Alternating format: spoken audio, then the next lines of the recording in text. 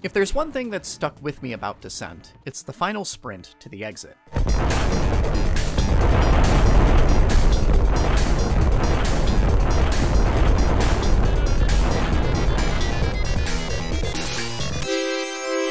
Every level in this game follows an identical rhythm where you investigate a long and winding dungeon, find the reactor way at the heart of it, and then, after you've successfully destroyed this reactor, spend 30 seconds sprinting for your life while the entire place comes crashing down around you. This desperate sprint is one of the better aged moments in Descent. The time is usually metered out just right so that you only make it out with a few seconds of wiggle room, and you might have to suddenly flip upside down or fly up through the ceiling, actions that feel incredibly foreign if you're not used to the game to begin with, but now you suddenly have to do under immense pressure. And if that's not nerve-wracking enough, the entire screen is shaking so hard that you can barely even tell where you're going. It's a terrifying and disorienting experience. But what really gives it some real teeth is some genuinely pretty harsh consequences if you fail. If you hadn't thought to save, the game would send you to the next level with none of the cool toys you had before. Like an old school arcade game, Descent ran on a live system, and if you died, you were just meant to respawn and come pick your stuff back up. Of course, if the entire level just exploded, then logic dictates that there's nothing to go back and pick up. And so on you go to the next level with nothing but the basic kit you started with way back at the beginning of the game. And it's not quite the death knell it sounds like. You can always find duplicate equipment in the next level, but it's a stern enough punishment to elicit real, genuine concern. So much so that decades later, I'm still paranoid about making it to the exit in time. I'll retrace my steps twice, 3 times, make absolutely sure I know the exact route back. I never feel comfortable in a level until I've figured out where that exit door is, and I always physically rehearse my path to it before I take the plunge and blow up the reactor. And all of this preparation never does anything to stop me from being terrified, especially if the game is feeling particularly pernicious and decides to throw new enemies in the way when I'm trying to leave. The slightest bump or inconvenience during this delicate process often sends me into a spiraling panic.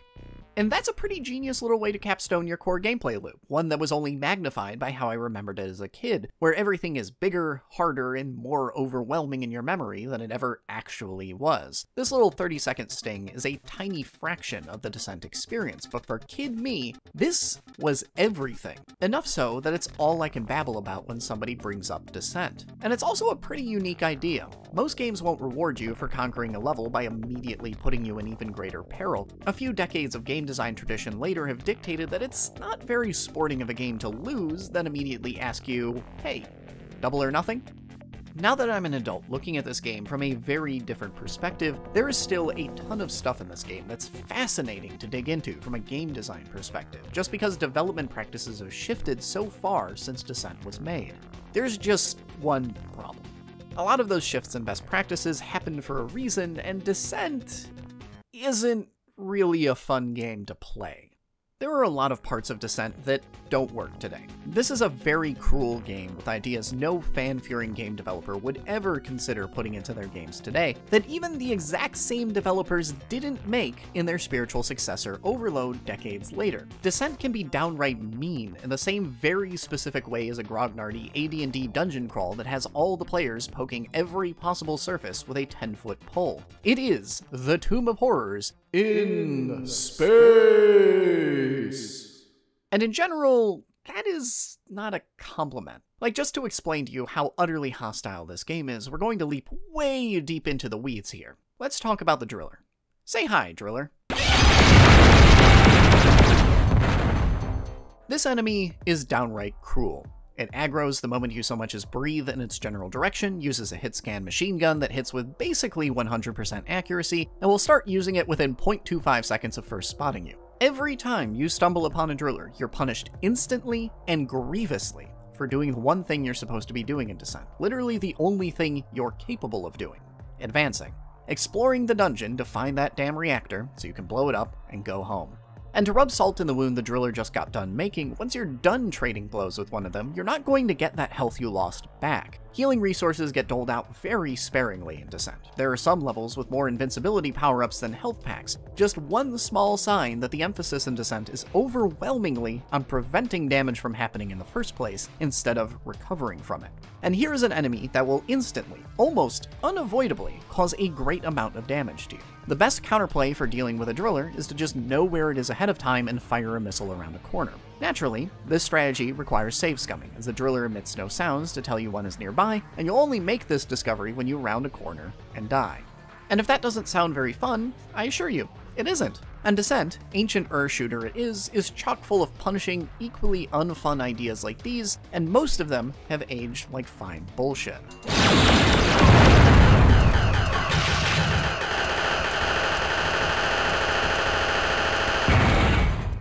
I honestly can't even recommend that you go play it. Just go play Overload instead. Even as someone who's fond of this game and has a great deal of nostalgia for it, I can't stand to play it for more than an hour or two at a time. Despite playing this game regularly, over multiple decades, I've never actually finished it, and if I wasn't obligated to do so for this video, I wouldn't have finished it this time either. And yet, for some reason, despite everything I just said, I've never been able to stop thinking about it. This was one of my favorite games that I played as a kid, right up next to Doom, and that memory somehow never faded. So let's take a stab at why that is, because it's probably not just because 8-year-old me had shit taste. Probably. Because occasionally, Descent does have a brilliant idea, like those exits that we already went into. Ideas that were good enough to lodge themselves in 8-year-old me's brain and never leave. The Descent escape sequence has lived rent-free in my mind for over 2 decades. And it's not the only part that's stuck with me. Descent actually gets a lot of mileage out of its level design. Like a lot of 90s shooters, it runs on a doors and keys system with different color-coded doors locking you out of important sections in the level, often necessitating that you visit them in a specific order. But what Descent has that most other shooters don't is complete crow's nest levels that go absolutely everywhere. Just try and parse this nonsense. And it's also often incredibly non-linear. Yeah, different sections of the level might be locked behind 1 or 2 access points, but kind of like a Metroid Prime region, once you reach these mini biomes, Descent loves to loop back into itself. And at first, these levels feel incredibly alien and even nonsensical. Just look at this mess of tunnels all weaving in and out of each other. Narratively, every level you're exploring is a mine created by machines, so this mess of tunnels makes sense when you imagine them digging around haphazardly looking for ore to mine. It's the zero-G version of a Minecraft strip mine. But beyond that vague narrative justification, the actual experience of this space is such a chaotic mess that just figuring out what connects to what is a genuine navigational challenge that engages all on its own. And that feeling of foreignness only gets magnified by how incredibly claustrophobic these mines are, and the feeling only gets worse when the plasma starts flying and you have to navigate them under pressure. Like Doom before it, a lot of combat in Descent is based around high mobility and dodging enemy fire, but paradoxically, maps are not remotely open enough to facilitate this. Hallways in particular are so narrow that you can't properly sidestep incoming fire. You slide 2 inches to the right and just slam into the wall. Bigger rooms aren't much better either. They're so completely choked with enemies sitting in every corner that there's no safe place to maneuver. Combat in these rooms feels completely different from your standard dogfighters, even different from Doom. It's nothing but desperate, scrappy knife fights with enemies inches from your face and no room to maneuver around them. It is oppressive. You are a big, clanky spaceship in a tiny environment that was not built for you. But as alien and oppressive as these spaces initially feel, you do start to pick up little tricks and best practices. One thing I very quickly learned was that going through the roof of an entirely unexplored zone is often one of the most dangerous things you can do. There will probably be enemies on all sides of you. No matter which direction you look, you're going to be getting shot in the back. But thanks to the game's semi-open design, you can often avoid this trap by finding another, safer way down to that floor than coming into the same room through a normal door. You might even get lucky and catch the enemies from behind. Oh yeah, that's another weird thing about Descent. This game actually has a rudimentary stealth/detection system where enemies don't engage you until they see you, so you can sometimes catch enemies from behind and end a fight before it starts. It only ever matters if the developers have deliberately placed an enemy facing away from you, and in 95% of cases, they don't. But it's weird to think about the fact that somebody took the time to code this entire system in a 90s shooter based on Doom of all things, where this idea would have barely even been noticeable, except in weird edge cases. But on the rare occasion where it does come up, it does heighten Descent's level design. It encourages you to consider how you're navigating through each labyrinthine level and look for hidden rooms that might have a window you can shoot through to thin out another room of enemies you haven't found yet.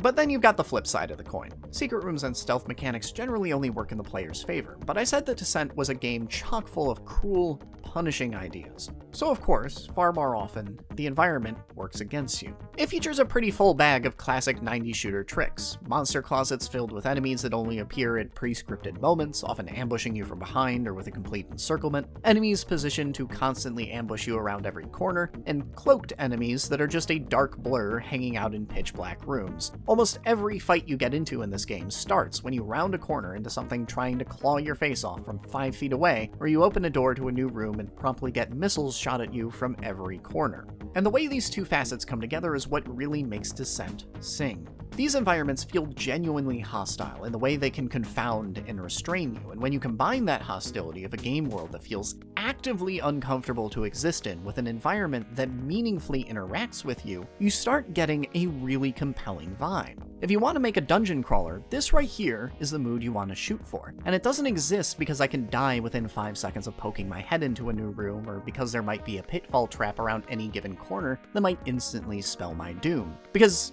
don't get me wrong, Descent does have pitfall traps galore.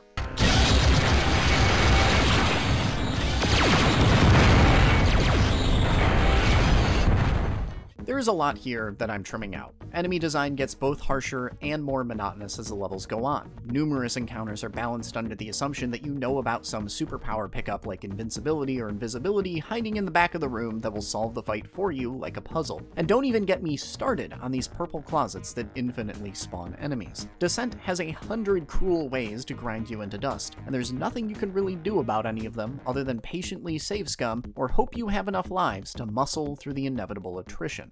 And when Descent is actively cruel, it doesn't work. For 2 reasons. 1, because the punishment is extremely steep. Death and then further punishment after the fact as you scramble to pick up all your lost items while under fire. If Descent wants to be especially cruel, it'll put one of those purple spawners in the first room, almost guaranteeing you'll lose half your health before you even get to see your body. And even worse, because the game is so stingy in its healing items, you only get to make 2 or 3 mistakes before you're forced into this situation. And if you do particularly poorly, you can get a game over entirely. Start back at the beginning, have fun. And 2, because it never feels like you could do anything to avoid that punishment. Success in this game is so heavily predicated on just knowing what's coming while only rarely ever tipping its hand that you either have to be precognitioned or just do the entire thing twice. But when it is passively hostile, it is an absolute delight. The heart of what really makes all this work for me is the vibe of Descent's claustrophobic, confusing minds, and the brutally up-close and frequently sudden combat that comes as a result. The feeling that the world is its own living entity you can interact with meaningfully in numerous ways, coupled with the fact that, quite frankly, said entity doesn't want you here. The potential fear of where a driller might be lurking in a level I love, but the actual process of reloading when I pull the space combat version of losing a game of Minesweeper and actually find an entire room of them, not so much. Racing to the exit with the threat of losing all your equipment if you mess up is exhilarating, but if I ever actually failed, I'd absolutely, without question, opt to just reload and try again, instead of trying to play the next level without any of my guns. And that probably sounds like a rather entitled complaint. I enjoy the threat of consequences that make the risk of failure engaging, but the moment I actually have to experience those consequences, I call Descent cruel and poorly designed. I want to reap, but never sow. Would I like to have my cake and eat it too while I'm at it? So that got me thinking. Am I being unfair to Descent? Is it just that now that I'm a busy adult without the time or patience to play the entire game twice, that I can't see what 8-year-old me saw? Does modern me just have shit taste? Or is it possible to get that feeling of hostility, everything that I love about the game, without all of the cruel, almost unfair feeling punishment along the way? Yes, it is absolutely possible to do that.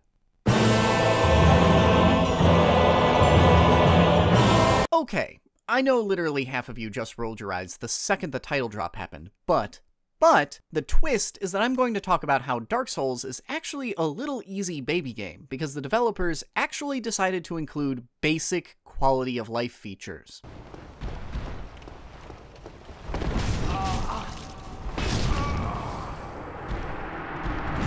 Well, at least compared to Descent anyway.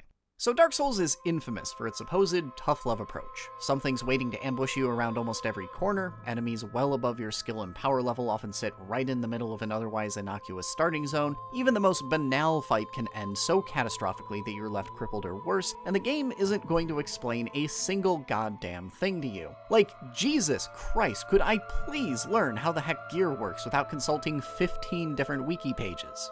Could there be a more well-recognized example of a hostile game world that insists you meet it on its terms?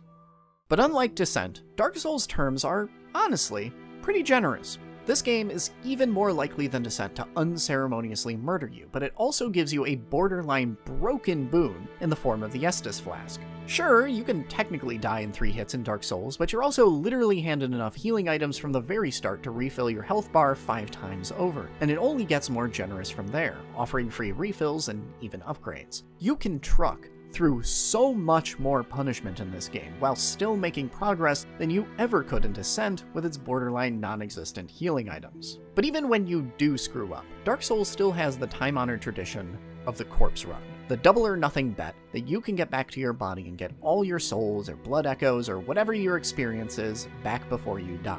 Losing that bet, and consequently all your built-up experience, might feel like a harsh sting in the moment, but here again, it's way gentler than how Descent handles the exact same situation. Imagine if, after death, you had to go wandering through Anor Londo with nothing but that starting broken sword, and upon getting back to your body, you had to spend 30 seconds desperately rolling around avoiding enemy attacks while you equipped everything again. Oh, and those attacks automatically hit because drillers.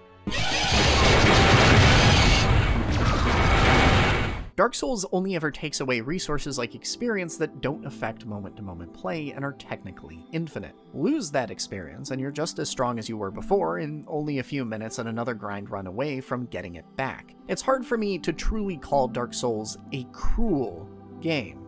Hostile, yes. Difficult, absolutely. Unfair, even, sometimes. But also, infinitely forgiving in a way that Descent cannot be. But it's not the only poster boy for cruelty as a compelling form of interaction. Pathologic is more than happy to mercilessly take all your friends and family away from you one by one, and yeah, that sucks to experience, but critically, the game does pull its punches in some ways. The one thing it will never do is impede your progress. You can die, and die again, and you will suffer consequences. The more you die, the easier it becomes to die again as your various endurance meters grow shorter. But the one thing Pathologic will not take from you is the ability to continue marching forward. Pathologic is a game about living with those consequences, but that also means that it's necessary to give you the space to suffer through them. You're always guaranteed to make it to the end. It's just not certain what state you'll be in when you get there. Is that cruelty? It's certainly cruel to its protagonist, and as the ones inhabiting their shoes, we feel the echo of that. But it's endlessly patient with the player. Quick to whap you on the hand when you screw up, but always willing to continue sitting with you and let you keep trying. And that's something that can't be said for Descent, which is just as swift and terrible in its retribution when you screw up, and features just as many ways for you to do so, but does have finite patience. And there are plenty of other ways for games to manage this hostility. You can go the roguelike route and make failure and restarting part of the core game loop, which is something Descent isn't really built to do. And even most roguelikes have learned to compromise with the player and offer them permanent progression between runs until the player inevitably conquers it. Deathloop's a nice recent example too, where you're meant to go back to the start repeatedly, but the primary growth is via knowledge. It's a design choice that wouldn't work at all in Descent, but it has been used to great effect to create incredibly hostile and difficult games like, say, XCOM, or the more recent and unknown Other Side. Or you could look at Untitled, which has multiple points of friction to build its hostility, and then gives the player agency to choose which of them they want to make easier or harder. I already talked a bunch about that in my review a few months ago. In each of these cases, these games I'm highlighting start from a similar point as Descent, presenting a hostile world that feels like it's actively trying to beat you down. But there are critical ways in which these games pull their punches that Descent does not. Even these games that are so famed for being uncompromisingly difficult offer you safety nets and ways to find relief when Descent is only ever grinding you down. I think it's telling that I don't find Dark Souls' infamous bosses the most difficult or punishing part about the game. Sure, they're massive barriers to progress that take numerous tries to overcome. There's a level of perseverance required to conquer them. But the shit that really makes me miserable is stuff like those damn swinging axes that can unceremoniously end a run by knocking you off a platform to an instant death. The instant kill pitfall trap that's such a similar turnoff in Descent. And it's not even that the axes are more difficult than the bosses. They're not. It's that they feel cheaper, that they punish you more harshly for making fewer mistakes, and leave you with little recourse when your body gets dumped at the bottom of a ravine, God knows how far down. That feeling, that lack of recourse, is the core of the Descent experience, and it's telling that it's the weakest part of Dark Souls. Notably, there are even examples of how FromSoft's games have softened in some ways over the years. Bloodborne's the title I'm personally most familiar with, and it's almost entirely lacking in all the environmental chicanery of earlier titles. And heck, Sekiro even introduced coin purses to protect your experience before you throw yourself at a boss that's almost guaranteed to kill you the first few times. They've gone through a few iterations since those earlier Souls games, and they've fine-tuned their hostility quite a bit. And at the end of this long meditation on Descent, that's what the game feels like, an early iteration that we've since fine-tuned into something much more palatable. There's a quote I love by Ira Glass about creating art. Nobody tells people who are beginners, and I really wish somebody had told this to me, is that if you're watching this video, somebody wants to make videos, right?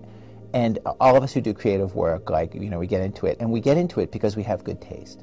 Do you know what I mean? Like, you want to make TV because you love TV, you know what I mean? Because there's stuff that you just like love, okay? So you've got really good taste, and you get into this thing that I don't even know how to describe, but it's like there's a gap, that for the first couple of years that you're making stuff, what you're making isn't so good, okay? It's not that great. It's really not that great. It's trying to be good. It has ambition to be good, but it's not quite that good. But your taste, the thing that got you into the game, your taste is still killer.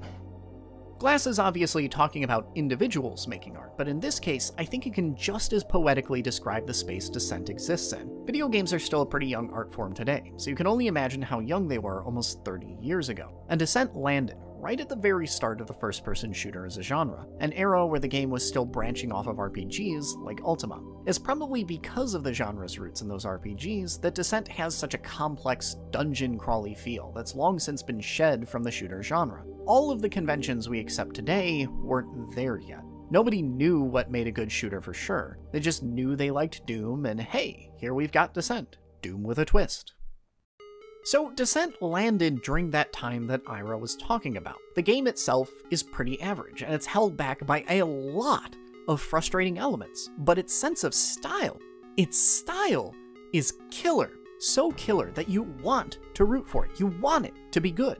It has all these delightful ideas about how to foster hostility and present a meaningfully interactable game world, but it just doesn't have the sensibilities to hold up.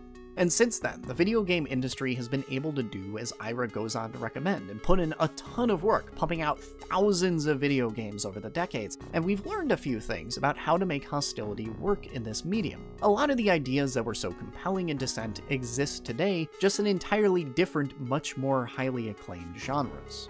And in this case at least, it can also extend to me personally. 8-year-old me hadn't played enough games to really understand what made a game fun and what was a miserable slog of a time, so I was happy to voluntarily sink God knows how many innumerable hours playing Descent and its sequels in a way you couldn't pay me to do today. Trust me, you're literally paying me to do this right now, and I still can't be bothered to play Descent 2 and 3. But 8-year-old me's sense of style, his style was killer. He knew what he wanted, and it was more stuff like this. And it turns out I got exactly what I wanted. For many years, I bemoaned the fact that the 6 Degrees of Freedom shooter genre that Descent spawned kinda died on the vine. It always felt like such a great injustice, such a loss of potential to see the entire genre cut down before it could even reach its prime. But going back this one last time not only did a lot to clarify why I love this game so dang much, but helped me realize that these ideas, the good ones at least, never really died. So I've made my peace with the fact that this admittedly pretty average game that I love to bits has largely faded from memory and won't enjoy many public defenders to champion it as it's slowly forgotten. Whether accidentally or not, Descent was a sort of template for how hostile, indifferent games and their worlds could paradoxically entertain a player. It's an idea that's only been iterated upon since, and judging by its current popularity, will be iterated upon for years, possibly even decades, to come. And even if it's not really remembered as such, even if it's not the only game that was playing with these ideas, that's still a pretty nice legacy. See?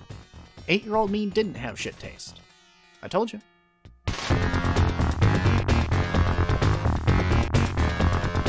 Hey, by the way, I've got a Patreon. If you enjoyed this video, you should go throw money at it. Doubly so because it was produced as part of the Games That Defined Me series, a bunch of videos I put out as rewards for hitting certain milestones on my Patreon. So if you want to see more of these, there's an easy and direct way to get them. But I hope you enjoyed listening to me ramble on about super old shooters, and I'll see you all next time.